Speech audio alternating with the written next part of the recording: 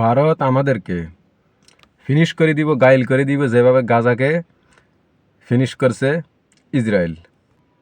ভারতের কাছে বাংলাদেশে শুধু জামাত ইসলামী দল বা জামাতই মুক্তিযুদ্ধ বিরোধী, স্বাধীনতা বিরোধী বা রাজাকার। তাদের এই মুভমেন্টগুলো বোঝা যায় না নর্মালি, যদি না তাদের এই কথাগুলো, আচরণগুলো চোখে না পড়ে। আনন্দবাজার পত্রিকায় শুভেন্দু, এই ভদ্রলোকটি স্ক্রিনে দিলাম যে এটা কি বলতেছে, মানে ওনার ভাষাটা কি, যে বাংলাদেশকে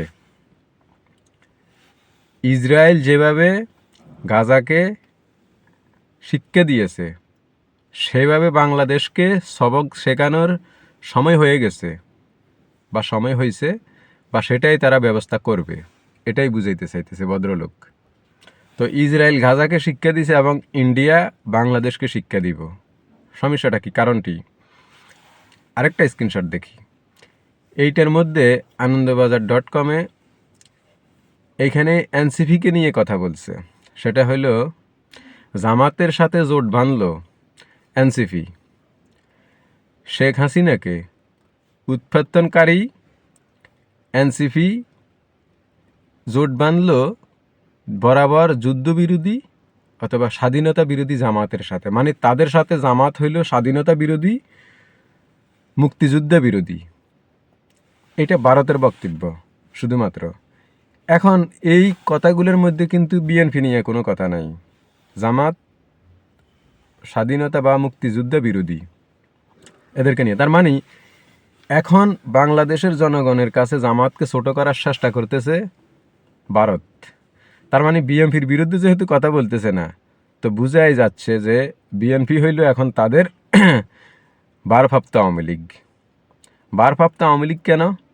বিএনপি সরকারের সাথে কথা না বলার মানে হইলে বিএনপিকে তারা হাত করার চেষ্টা করতেছে। আর এর উদ্দেশ্য কি?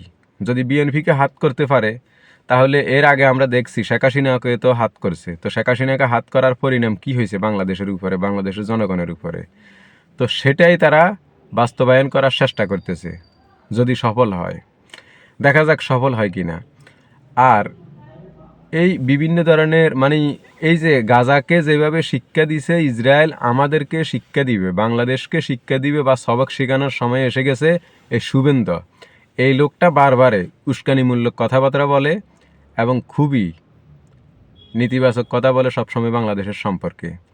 তো এ আরও কঠিন কঠিন বক্তব্য দিছে। একবার একটা অস্ট্রেলিয়া এবং ইন্ডিয়ার ক্রিকেট খেলার মধ্যে, স্টেজের মধ্যে, এই যখন পাকিস্তান 6 মারে, দুঃখিত, অস্ট্রেলিয়া 6 মারে বা অস্ট্রেলিয়া জিতলো, তখন লোকজন হাততালি দেয় না, বেলুন ফুটায়। এটা নিয়েও এই লোকটা কিন্তু কথা বলছে। কি বলছে? তোমরা বেলুন ফুটাও, কার জন্য?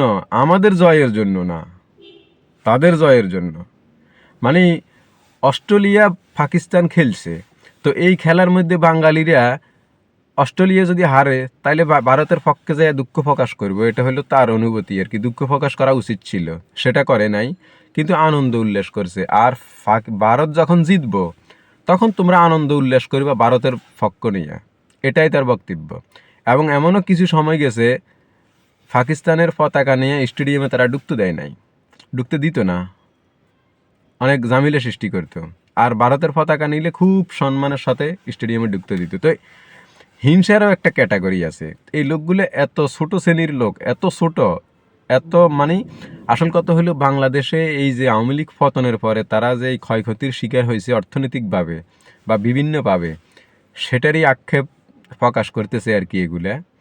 তো বরাবর ভারতের সাথে আমাদের কখনোই সম্পর্ক করা ঠিক হবে কি হবে না, সেটা আপনারাও ভালো জানেন।